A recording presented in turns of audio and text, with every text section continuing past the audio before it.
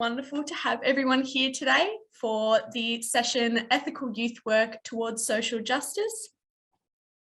My name is Steph Grant and I use the pronouns she, her.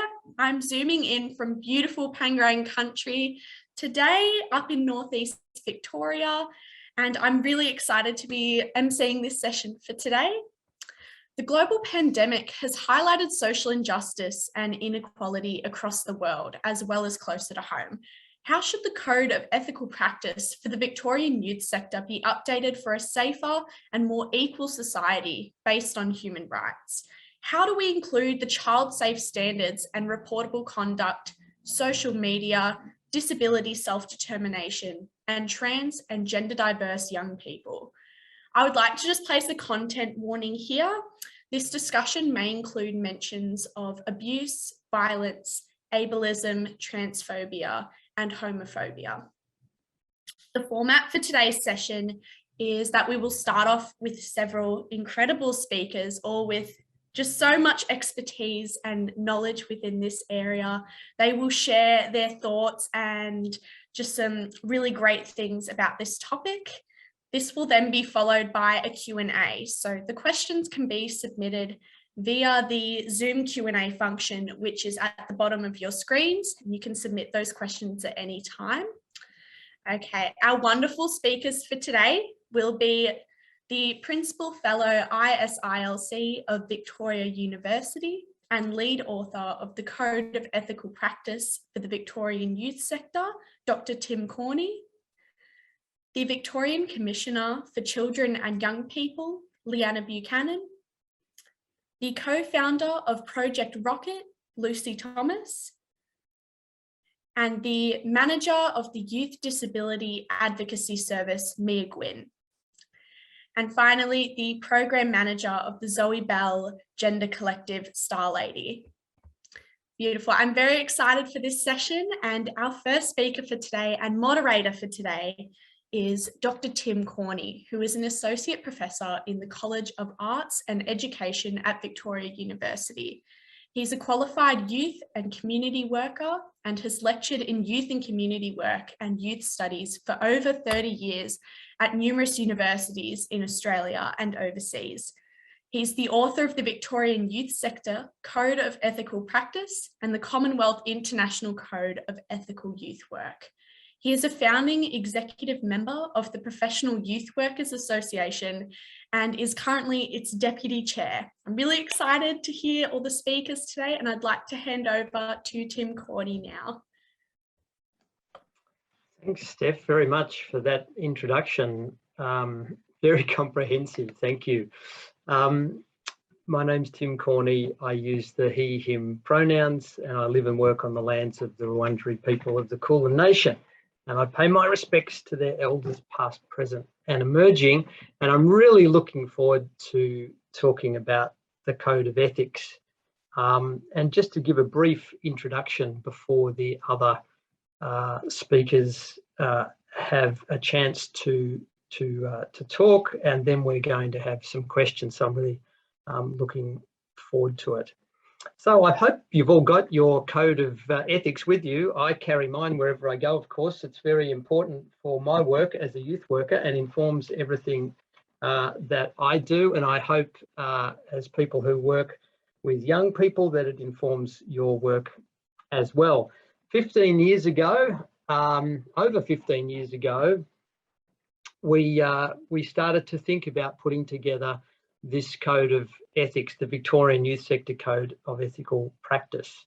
And I was the main author at that time, working with a young woman called Lauren Hoyles, and we put together the first draft. And then with Jen Rose, who was the then policy officer from YACVic, it went out on a consultation out to the sector for a relatively long time, over 12 months, with lots of feedback and opportunity for people to make submissions. And Jen Rose pulled all that together, and then Jen and I worked to put together the final draft of the code, which is the code that we have today. It was put together in 3 parts. The first part was a preamble based in human rights. with a focus on the best interests of the young person, Article 3 of the Convention of the Rights of the Child. The young person is the primary consideration of youth workers. That means that the young person is the primary focus at the centre of youth work. And very importantly, respect for young people and acknowledging the diversity of young people. So that was the first part in the preamble. The second part was practice principles, and those principles are based on the outcomes for young people from youth work. And the third part was the practice responsibilities based on how youth workers should undertake their work with young people. So that's the code. And of course, there's lots more to the code than that. There's 8 practice principles, and there is, in fact, 10. In actual reality, there's 19 practice responsibilities. I'm not going to go through all of those now, but they're all very, very important in their own right. But why did we decide to create a code of ethics all that time ago, back 15, 16 years ago? Well, there was a lot going on back in 2005, particularly. It was a very, very important time for the youth sector. The Children's, Youth and Families Act was passed in 2005. And what was important about that is that it was based in human rights and had best interest principles located in its preamble and underpinning that act itself as foundational to the act. The enabling legislation for the appointment of the Child Safety Commissioner, Bernie Geary, and that office became the Principal Commissioner for Children and Young People. That enabling legislation was passed that year, and Bernie Geary was appointed, which was very, very important. And then the following year, 2006, the Victorian Charter of Human Rights and Responsibilities passed the lower house. And that was the first Charter of Human Rights for any state in Victoria. The ACT had passed one the year before as a territory, but that was the first one passed in any state. And a very, very important piece of legislation.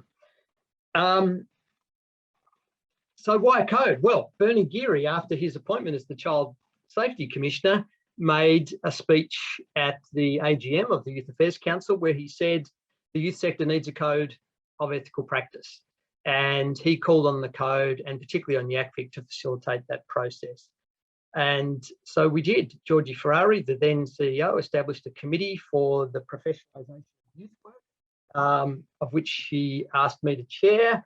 And so we were tasked with 2 things. One was to establish a code of ethics, and the other was to look at the re-establishment of a professional association for youth work. And of course, we did both those things. And the code was the outcome of that, and the Youth Workers Association, of course, was established in 2007. So the code was launched in 2007 by the Minister for Youth Affairs and Bernie Geary as the Child Safety Commissioner. And we spent a number of years establishing the code in the sector. And of course, Sam Champion and others still do excellent work to this day, doing consultations on the code around the sector in youth organisations. It's been reviewed a number of times, at least 3 times that I know of. There's been a number of surveys out to youth workers. The most recent one that I did at the end of 2019, youth workers continue to see the code as a very, very important document, as a defining document for their practice, and in particular, its basis in human rights. That's probably a long enough introduction. I could talk more about the principles of empowerment, participation, and social justice, safety, respect, connectedness, health and wellbeing, transitions and development, and of course, all of the practice responsibilities, but that would probably take all of our time, so I won't do that. But I think the thing to say is this document has been incredibly important. As I said, the first of its kind in a state, based in human rights, and has been really important and informed the development of codes of practice for youth work around the world.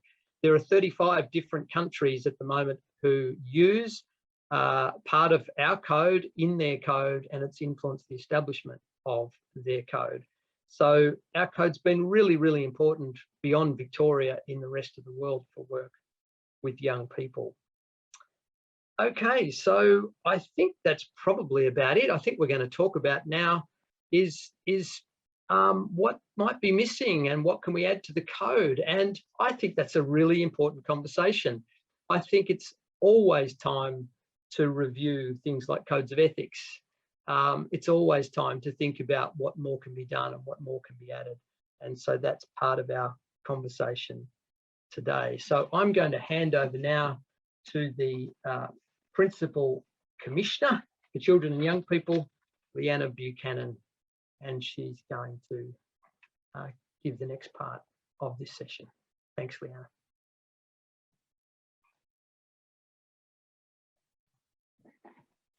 Hi, everybody, and thanks for that, Tim. As Tim said, I'm Liana Buchanan. I'm the Commissioner for Children and Young People. I use she, her pronouns, and it's fantastic to be here today. I want to start by acknowledging the traditional owners of the lands on which we each respectively sit. I'm on the land of the Wurundjeri people of the Kulin Nation, and I pay my deep respects to elders past, present, and emerging, and to all First Nations people who've joined us today. In acknowledging country, I acknowledge that we are all on land that always was, always will be Aboriginal land. So I think others have said this, I have to say it too.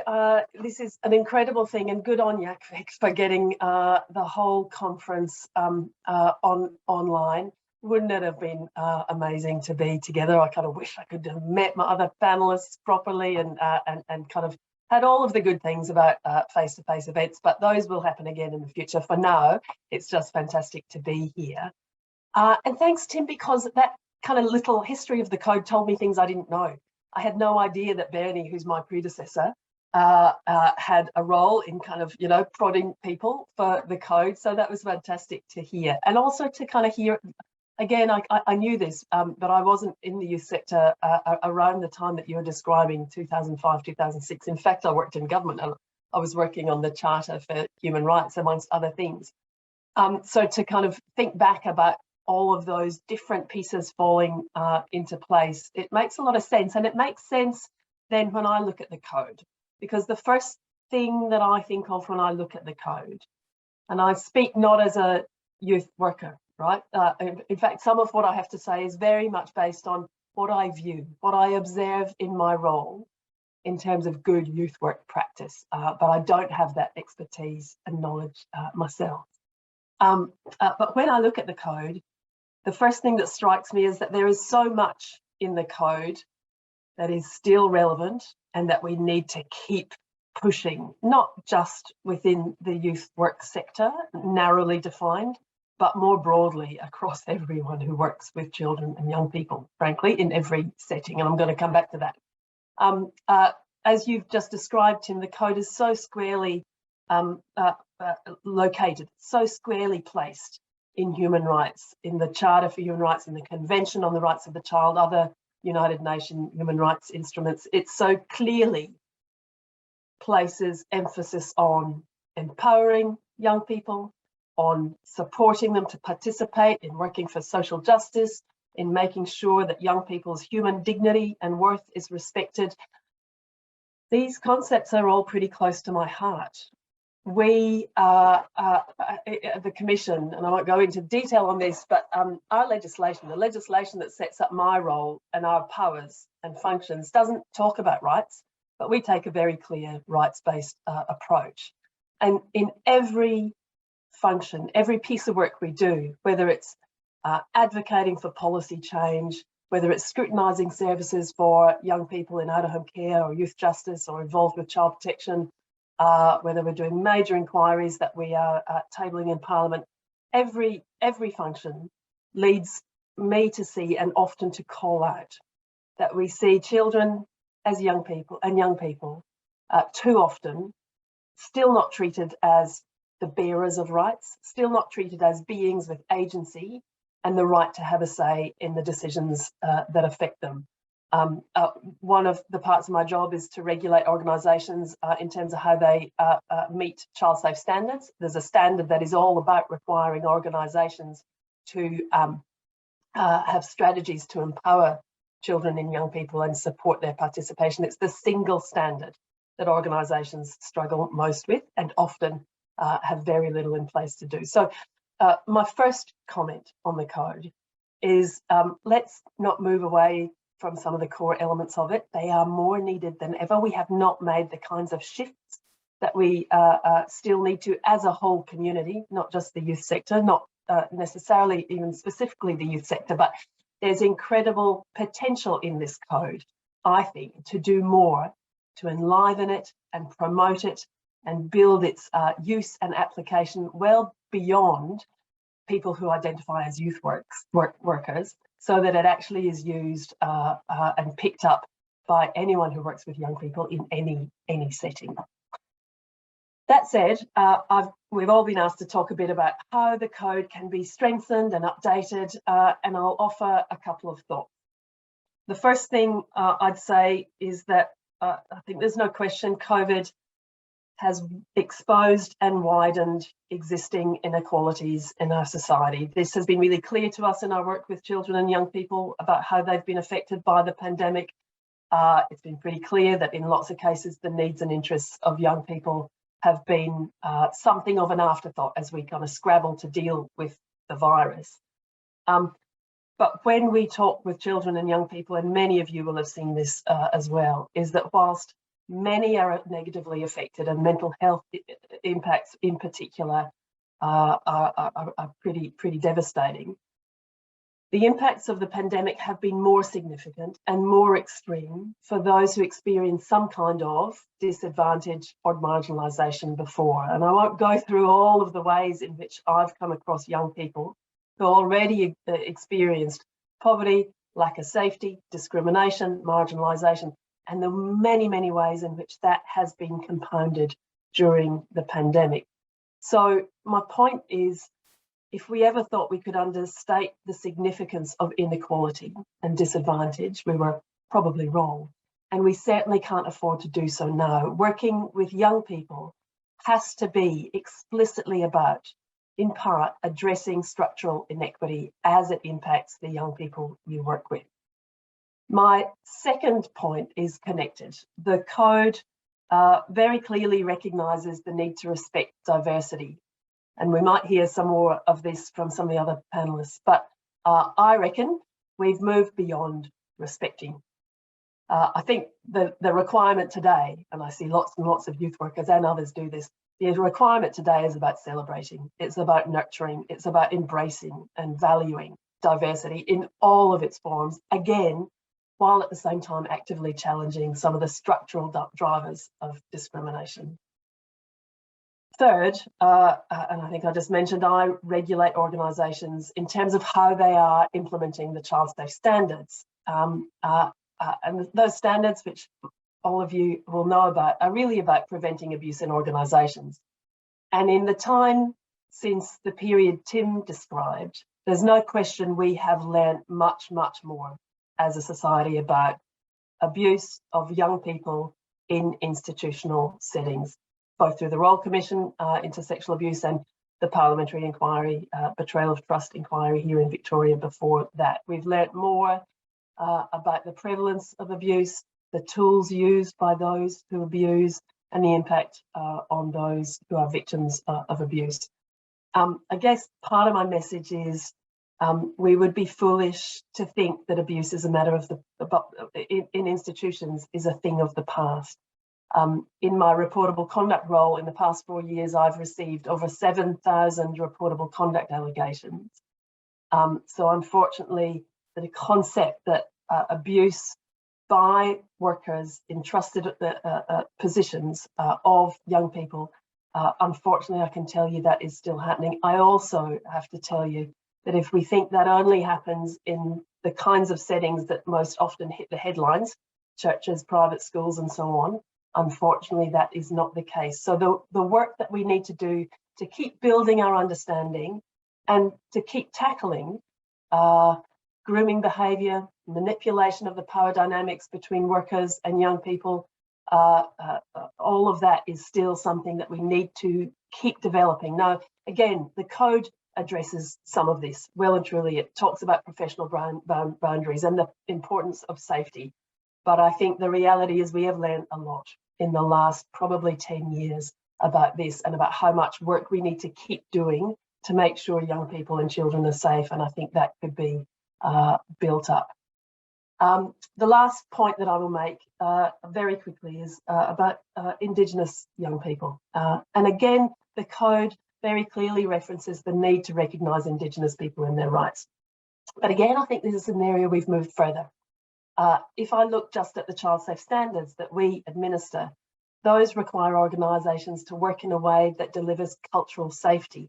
And there's new standards coming that are even more explicit about making sure that workers and organisations take active steps to tackle racism and to support young people's ability to express their culture. Again, that's an area I think we could express more. I will finish up here. I want to reiterate my first point again. The principles and practices that are the foundations of youth work and in the code are as important today as ever. But of course, as Tim says, there's always scope to refresh and update. I'm looking forward to hear what the other speakers have to offer on that. And from my perspective, the more we can do to spread the word about the code and those underlying principles well beyond the youth work sector, the better from my point of view. I'll hand back to you, Steph.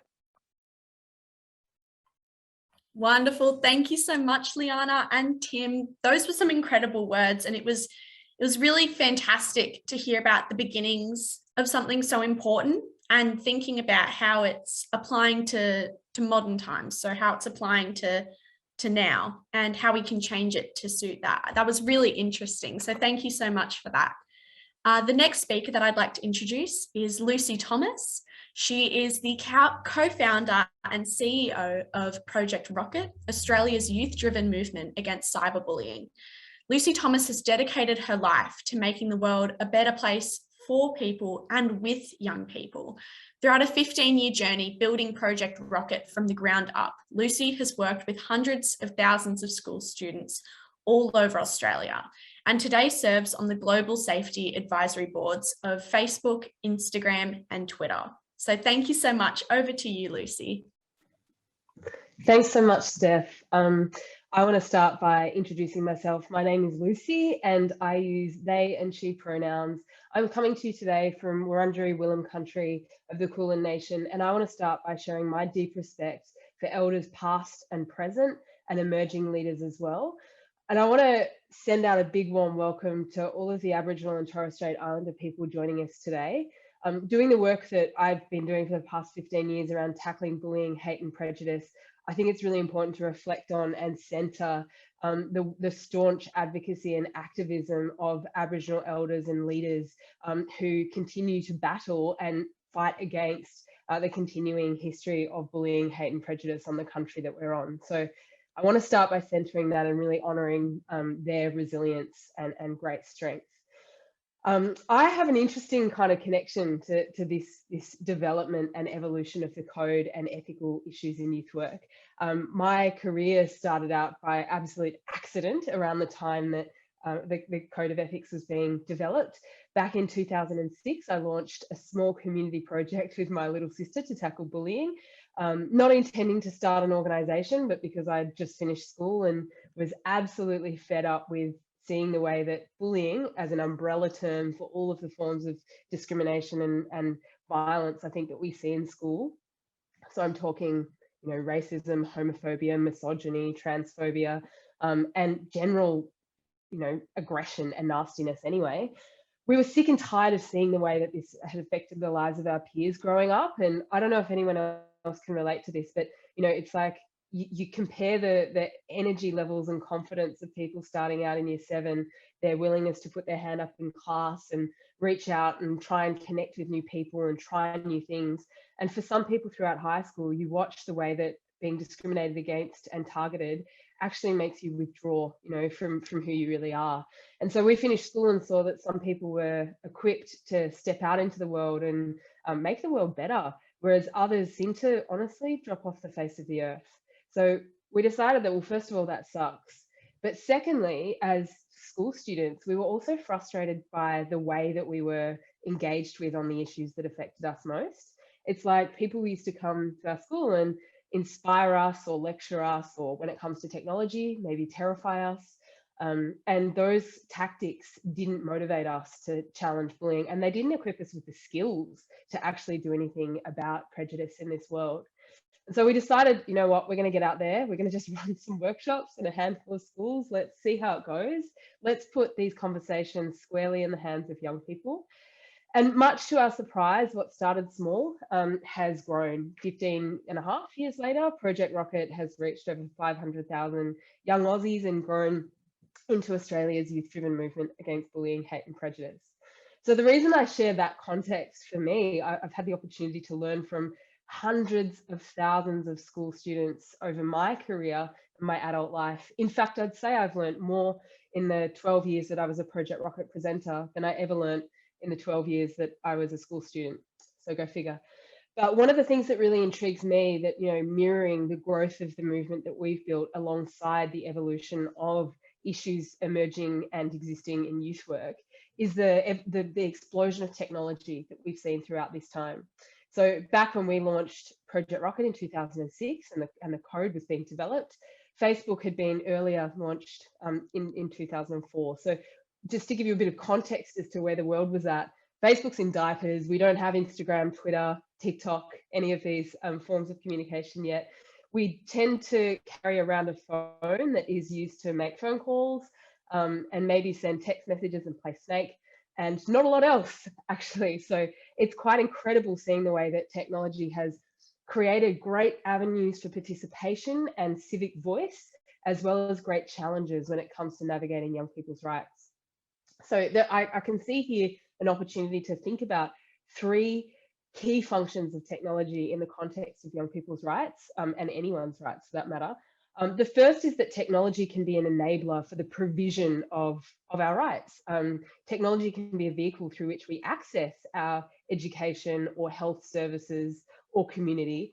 And increasingly over the past 12 months, I'm sure all of us have found that absolutely essential. We would be completely cut off if it wasn't from those kind of essential pillars in our lives, if it wasn't for technology. The second opportunity that technology presents is for participation. So one of the most exciting things that I've seen is the way that digital is an avenue for people's voices to be elevated who traditionally may not have been heard.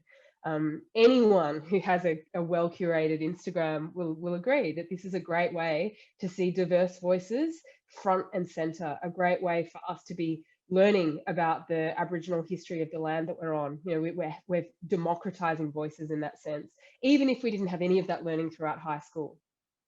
We're presented with different models of what it means to be a human being, how we connect and relate to our bodies, how we express our gender identities, and how we build our relationship and sense of our own self. And so I think that's the second opportunity here for digital, is participation. You know, how we empowering young people to use this tool in their hands as a vehicle for voice and accountability for the power structures that exist in this world as well. The third, I guess, dynamic is the challenge that technology brings. And that's around the idea that sometimes this very device that can provide access to the foundations in our lives and can provide a vehicle for voice and participation can also violate our rights as young people and as children to, you know, safe spaces to exercise your voice, to be able to safely and freely express yourself.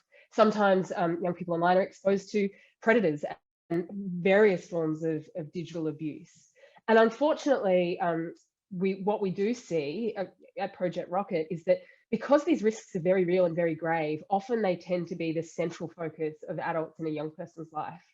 How can we protect young people from all of those risks that are out there online? I think it's a really big challenge. But at the same time, how can we balance protecting young people from the threats to their rights, but also balancing and preserving the rights to, you know, civic expression and voice and participation and access to all of the brilliant things that the digital world affords? So my comment broadly, and I could say so much more, but I'm aware that other people are going to speak to different aspects, would be that I think we're at a really exciting moment to think about digital and to think about how we balance the existing risks, the emerging risks of technology, to make sure that we're not, in our efforts to protect young people, we're not actually cutting them off and denying the rights that they have and the opportunities that the online world affords. So I think I'll leave it there for now, and really looking forward to the conversation to follow. And yeah, I'll hand back to you, Steph. Wonderful. Thank you so much, Lucy. It was really great to hear about the incredible work that you're doing and hearing the passion that you have for building it from the ground up. And it was really interesting to hear about the positives and the negatives, just being honest about acknowledging the positives and the negatives of technology. I really enjoyed listening to that. So thank you. The next speaker is Mija Gwyn, who is the manager of the Youth Disability Advocacy Service. Mija has worked widely in the disability, advocacy and arts sectors. She has led and coordinated film festivals, arts and community development projects in the United Kingdom and Australia, and is currently a member of the Royal Women's Hospital Community Advisory Committee. So take it away, Mija. Thank you so much.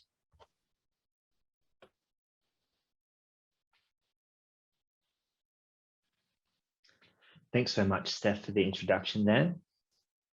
And thanks, Tim, Liana, and Lucy for your wonderful thought-provoking comments. Hi there, my name is Mija, and I use the pronouns of she and her.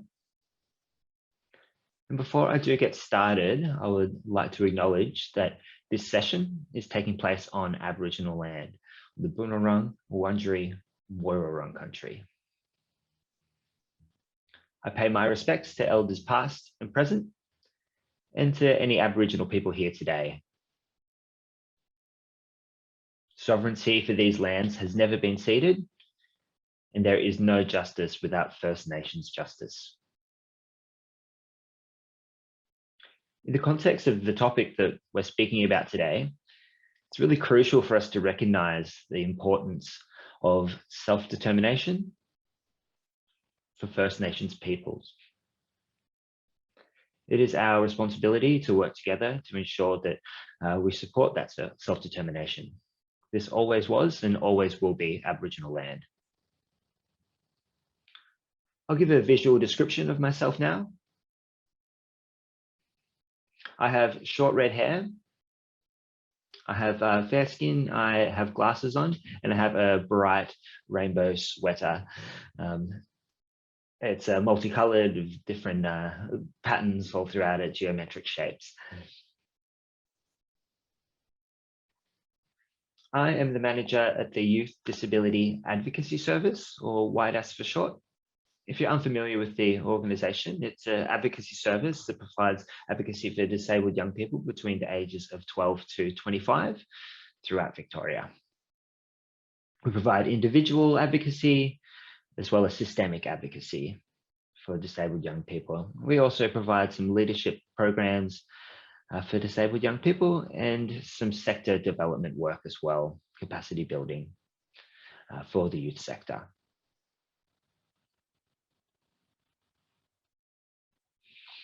The advocacy issues that we work with are really wide-ranging. However, we see lots of advocacy in relation to the NDIS, education, housing and health, and how they impact on disabled young people.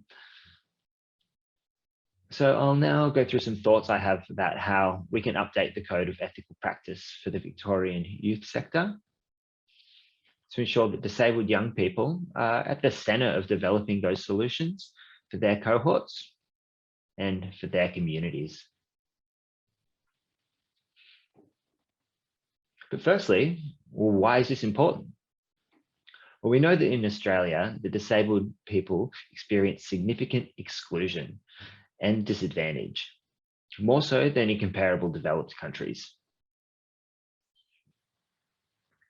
And really, this starts when disabled people are young. Many of the barriers that disabled young people experience have a progressive domino effect, with these initial barriers limiting their opportunities for their future. And this happens particularly with education, employment, and health services. It has a long-term impact on their life if they don't receive adequate access. So unfortunately, Australia has some of the worst living conditions and limited opportunities for people with a disability. I'll go through a few stats now to give you a bit of context. Australia ranks 21st out of 29 OECD countries. Sorry, let me just go back. I think I've made a mistake there with the statistics. Australia ranks 21st out of 29 OECD countries, organizations for economic cooperation and development, for employment rates for people with a disability. Australia also ranks 27 out of 27 OECD countries when it comes to relative poverty risks for people with a disability.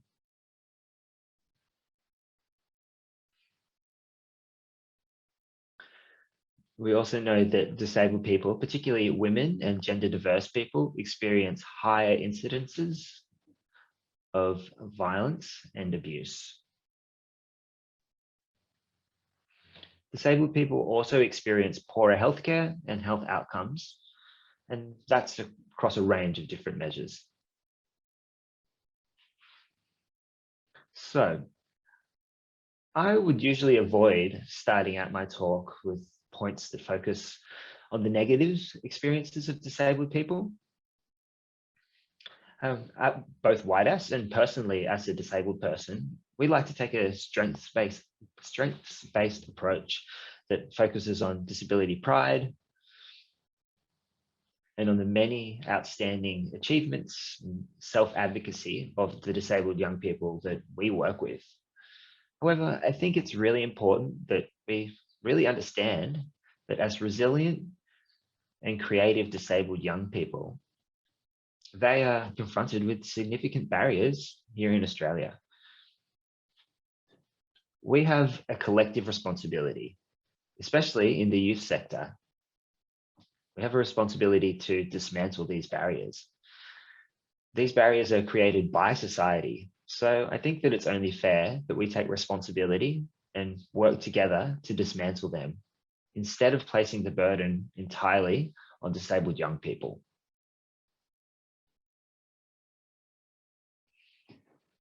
It's also crucial that you, if you're working in this sector, that you understand how to be an ethical and supportive ally. So this is why the code of ethical practice is crucial, and why it's important that we center disabled young people and their experiences and let them take the leadership in seeking these solutions. The code itself is based on the United Nations Convention on the Rights of the Child.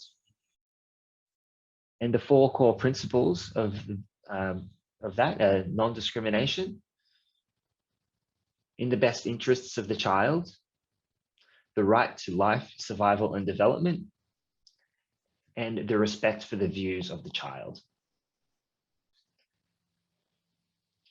And Australia is a signatory as well to the UNCRPD, the United the Rights of a Person with a Disability.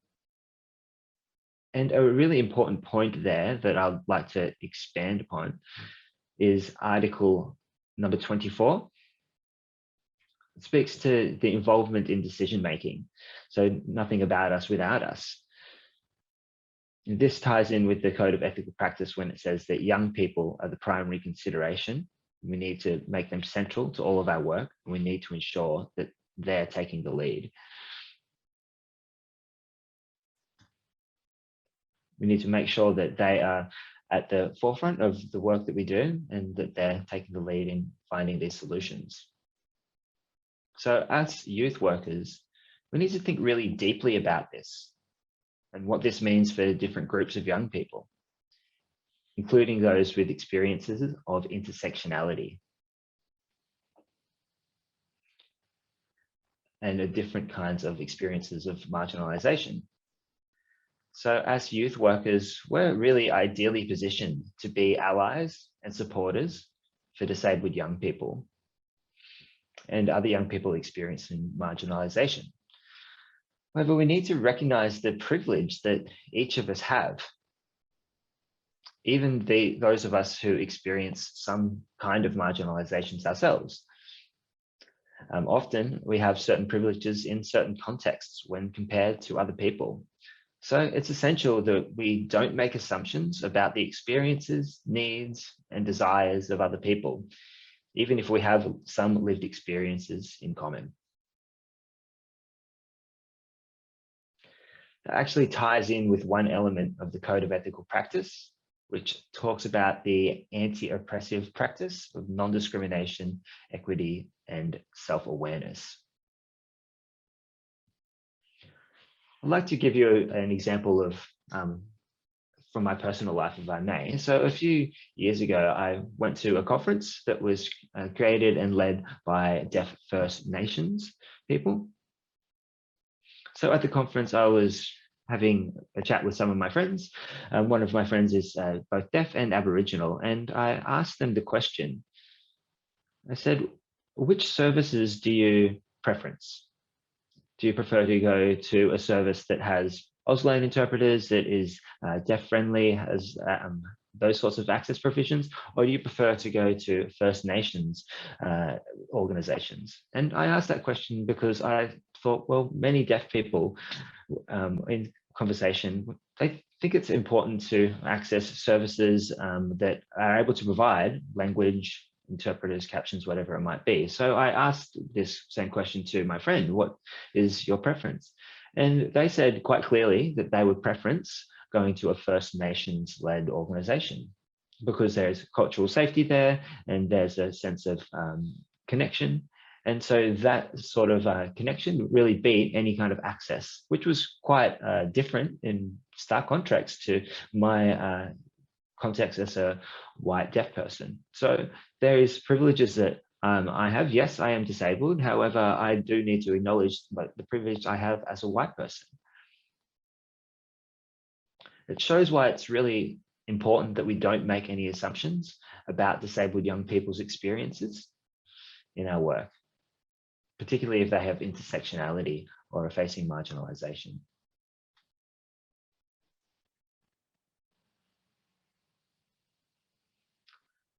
So I'll wrap up with a few ideas as to how we can do better. First of all is letting the young person lead. They know their life's best and they know the solutions and what works best for them, especially if they have intersecting experiences of marginalization.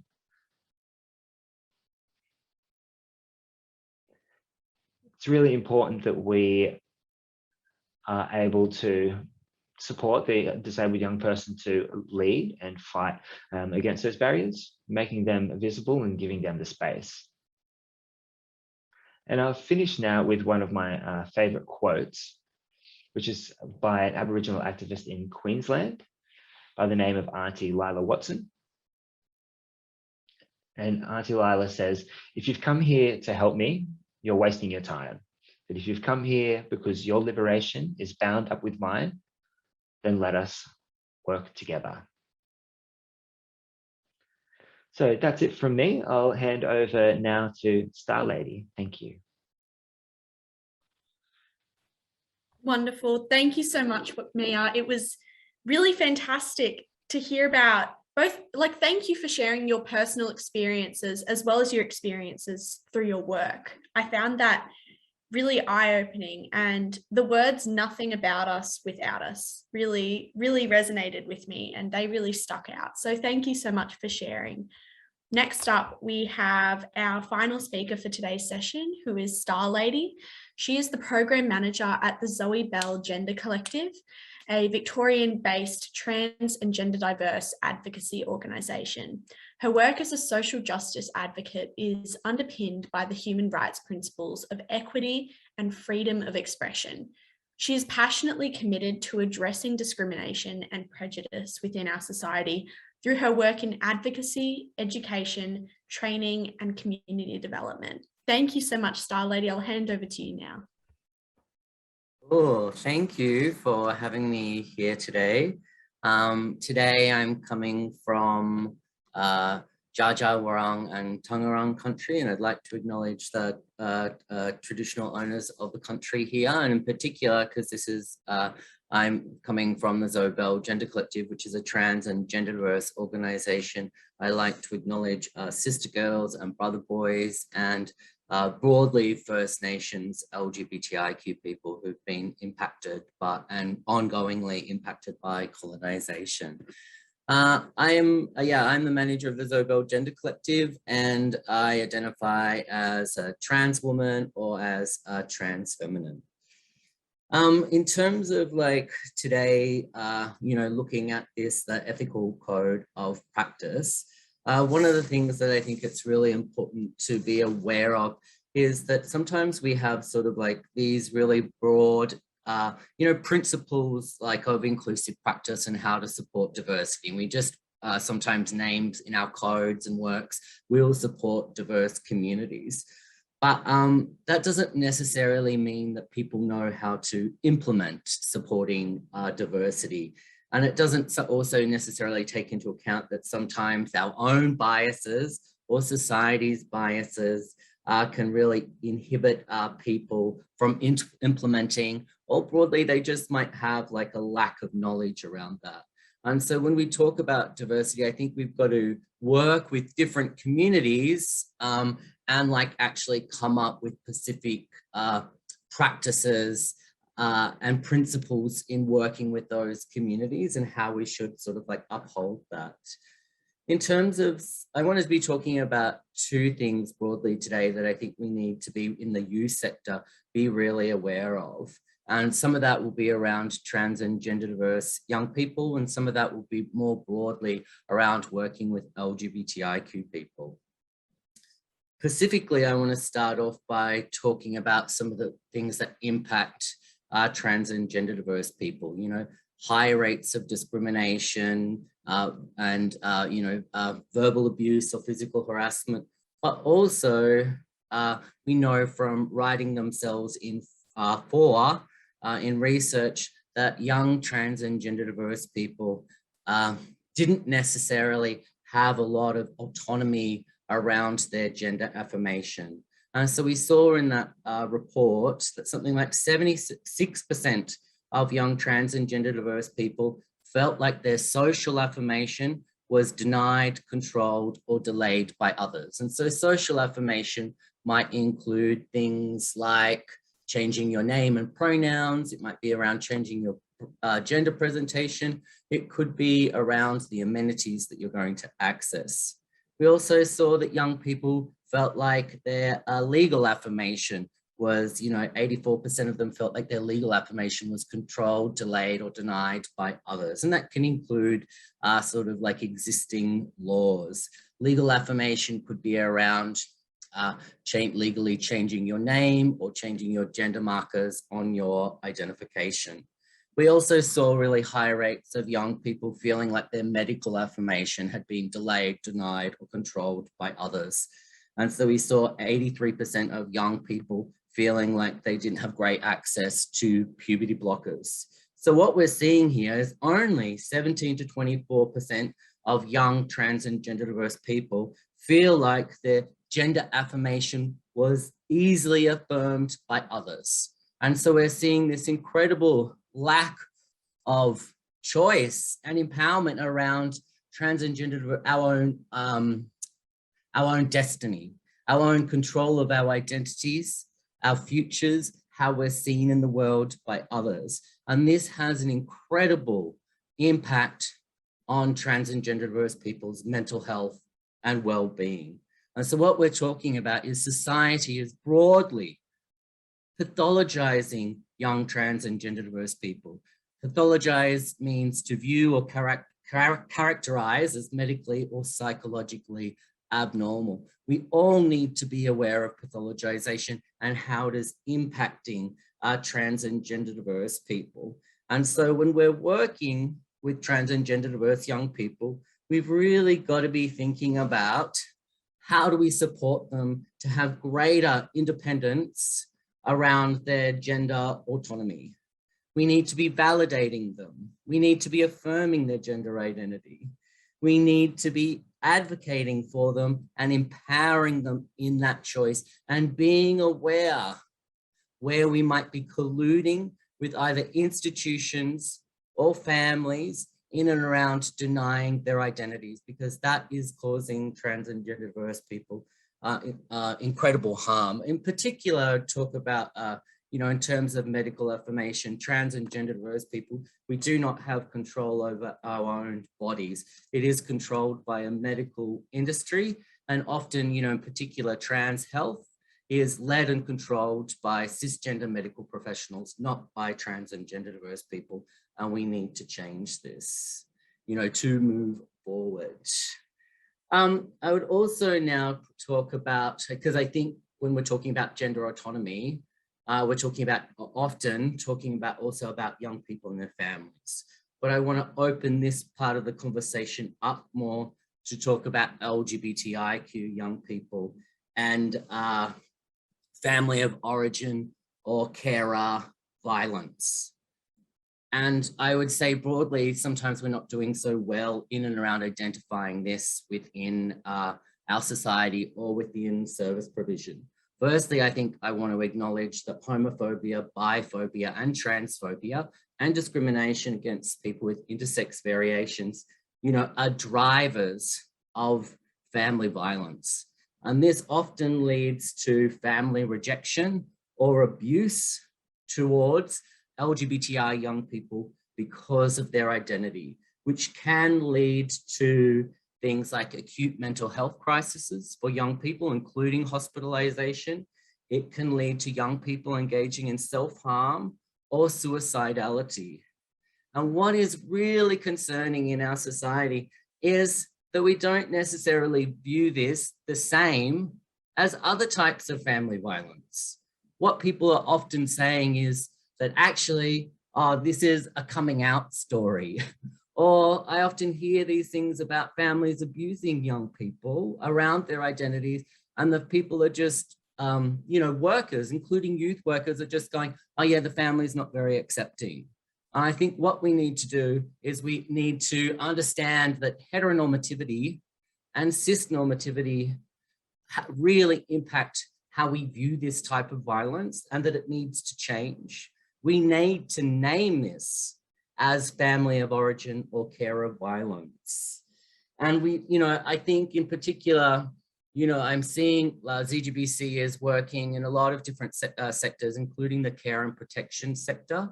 And what I see is a sector that is not sort of in terms of their general standards, asking or creating opportunities for young LGBTIQ people to disclose. So when I'm talking about care and protection sector, I'll be talking about the child protection sector. I'll be talking about youth residential care. I'll be talking about kinship care and foster care. And so they're not on a standard, all asking young people to creating the opportunities for them to disclose if they want to.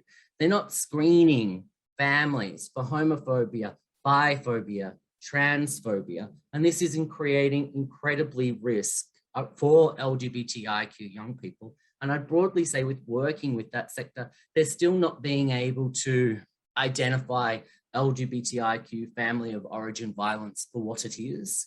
And we haven't necessarily broadly within our sort of sector created those resources. And often we don't know how to respond to when we do, you know, identify it. And I think there's a lot of work that we need to do around working with like family services and LGBTI services in developing those resources so that we'll be able to, you know, better identify LGBTIQ family of origin violence. Cool, I think that's all I would like to share today. I'll hand back to the speaker. Wonderful. Thank you so much, Starlady. Those were some really important and interesting words. And being part of the LGBTQIA+ community myself, it was really interesting looking at both the institutional, I guess, things that we've accepted institutionally that make us view it so differently, that make us view that kind of abuse so differently. And I loved how you looked really closely at helping young people individually and giving them that autonomy. And I think that that was really important and really wonderful to listen to. So thank you so much for sharing. Our next section is the Q&A section. So as I said at the start, the questions can be submitted via the Q&A function, which is down the bottom of your screen. And Tim Corney will be moderating this Q&A section. So you can direct your questions at a speaker if you'd like to hear their answer, or we can direct it towards a speaker who we think would be able to share on that topic personally or individually. So the Menti link will also be put in the chat. So for the Menti link, we're looking to hear, are there any other emerging social matters that should be considered in the context of the Code of Ethical Practice for the Victorian youth sector? So please feel free to hop into the Menti link and share your thoughts on that question. We'd really love to hear what everyone has to say. And also any broader or general questions, please pop them in the Q&A function. We really want to get everyone involved and be able to share thoughts on things that people are interested in. So I'll hand over to Tim Corney, who will be moderating this section. Thank you. Thank you, Steph, and thanks for that excellent summary of the 4 speakers. Now, we have some questions that have come through, so I'm going to direct the first question to Liana, to the Principal Commissioner, as the other questions come through. The first question, Liana, is it unrealistic to think that a code will do anything to prevent abuse? And how might the new child and safe standards and reportable conduct be included in the Code of Ethics? Thanks, Tim, and thanks to whoever asked the question. I'm going to try and be quick. You all will imagine I could talk a lot about this, but I really want to hear some of the other questions and the other panelists. Is it unrealistic to expect a code can do anything to tackle abuse? No, I don't think so. I think what we know is that the more you signpost the importance of tackling abuse, the more you can signpost the importance of raising awareness, of training, of building a consciousness about what are some of the kind of warning signs to look for in the work that you do, the more we collectively understand and the more we are collectively then able to act. And it actually, it is, as with lots of the issues that we're talking about, abuse of children and young people and harmful conduct towards them in organisations is a significant social problem that collectively we all have to share responsibility to address. So no, I don't think that it is unrealistic. I don't think you can rely on the code alone any more than I think you can rely on the child safe standards alone or the reportable conduct scheme alone.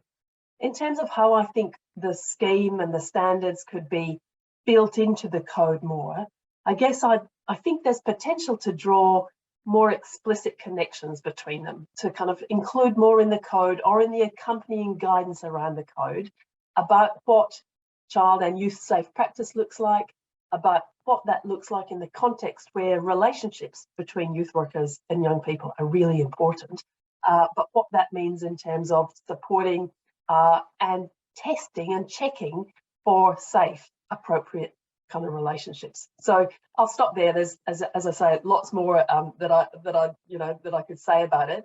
And if there's potential to draw more of those connections between child safe standards in particular and the code, I'd be absolutely up for being in conversations about that. Thank you very much, Liana. The next question is really about the role of young people and their contribution to the Code of Ethics. And I thought, Lucy, you might like to have a go at this, in particular in relation to social media and your experience in that space. Thanks, Tim. Oh my gosh, I'm so glad that the question didn't come earlier, because if anyone's seen my screen, I've been wrestling a small dog to try and calm the situation at home.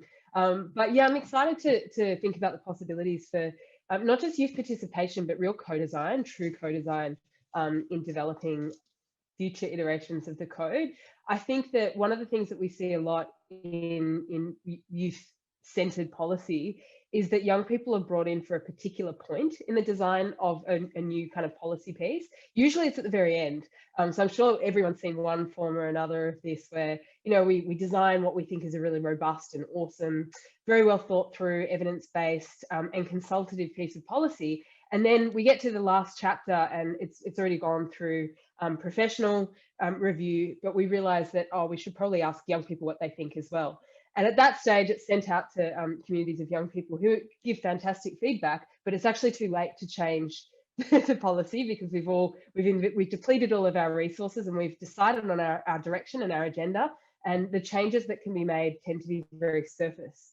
Another dynamic that we see is sometimes at the start of a process where young people are brought in and the direction can be set, but it actually doesn't align with the kind of key function of the policy itself. And that's why my case would be that I think that we need to strive for true co-design in bringing young people from start to finish through the process. And there are some great organisations out there leading this kind of work. The Young and Resilient Centre at the University of Western Sydney, led by Professor Amanda Third, do fantastic work around this in the digital space. So taking into account that young people are the experts when it comes to social media and technology, this is an area in which we've seen youth co-design really set a standard that I think we can draw from in other areas as well. So I would imagine that by looking to some of the, you know, some of the examples of the work that they've done are around developing models for youth participation, developing models for how we can educate young people about image-based abuse. So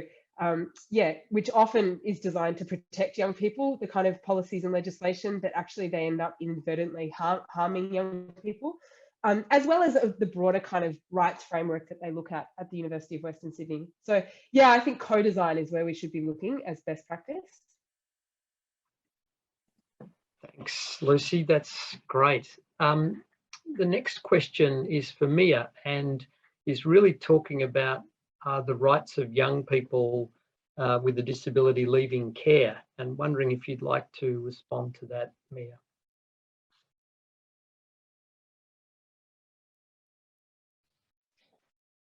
Yeah, great. Thanks, Tim. It's quite an interesting space, I believe. We really need to look at those wraparound solutions, similar to Liana's comment before, that there can't just be one solution, that these things need to work harmoniously. We need to have multiple strategies. So disabled young people who, well, we see a lot of assumptions being made by adults in the young person's life. For example, that can be teachers, parents, carers. And disabled young people themselves are unable to make many of those important decisions. So we see a lot of gatekeeping occur. And that does limit the disabled young person's opportunities, and they might have barriers to developing their skills. They might lack opportunities to engage in controlling their lives. And I can give you an example that we have seen occur. A few years ago, YACVic provided some NDIS readiness workshops that were targeting young people in school. And there was an entire class there of disabled young people. Every single one of those young people had an NDIS plan. And they were all about 15 years of age. However, there was one person in that classroom that knew what an NDIS plan was. The remaining students had their parents, their carers fill out their plans without any involvement of the young person whatsoever. And I think that is really a perfect example of young people being excluded from things that really affect them. So in answer to your question, I think that it is really important to have strategies that ensure that we support the young person's autonomy and their ability to develop skills, not make assumptions that we know what is best for them, and to provide those supports, those trainings, but we need to provide them with the opportunities to develop their capacity, to ensure that there is approaches that are there for them to be able to take control, and that they take the lead in developing the greatest future for themselves. Obviously, that helps them to achieve what is essentially a human rights approach.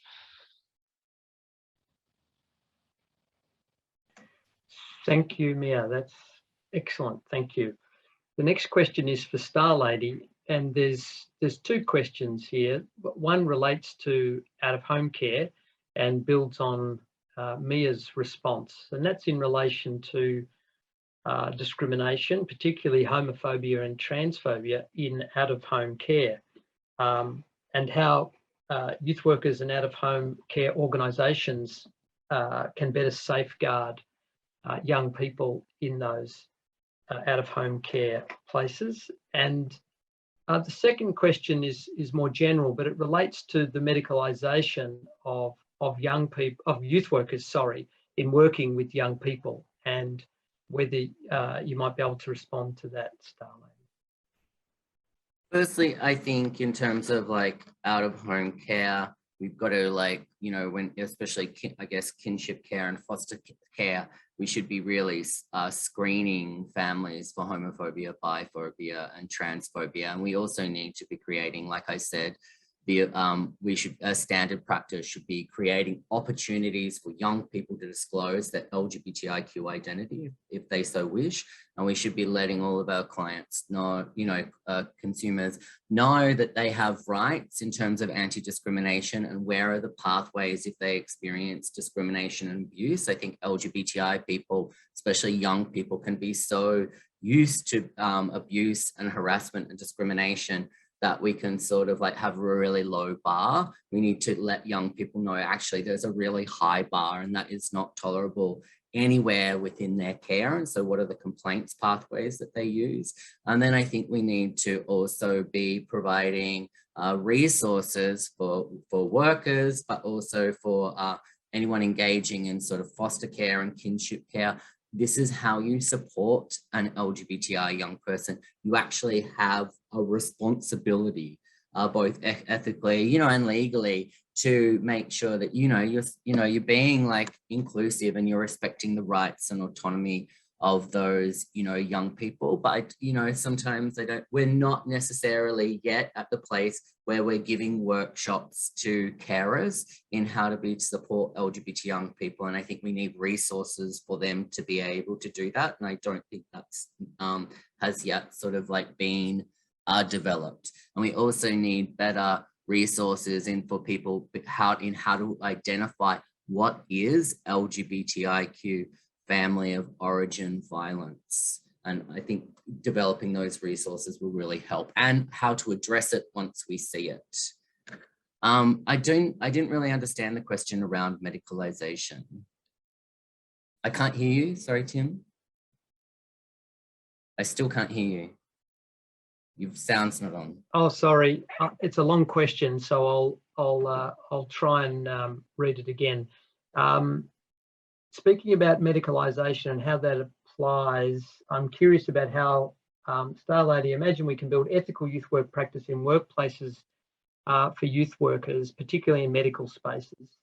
So I think it was in response to your statement about not wanting to medicalise young people and pathologize, you know, young people. Yeah, correct. I mean, first of all, we just need to validate young people's experience, even if it's and identities, even if it's outside of our own knowledge. And the simple act of validation is a really protective factor. And I think often when trans and gender diverse people, there's these things of like, do you really know?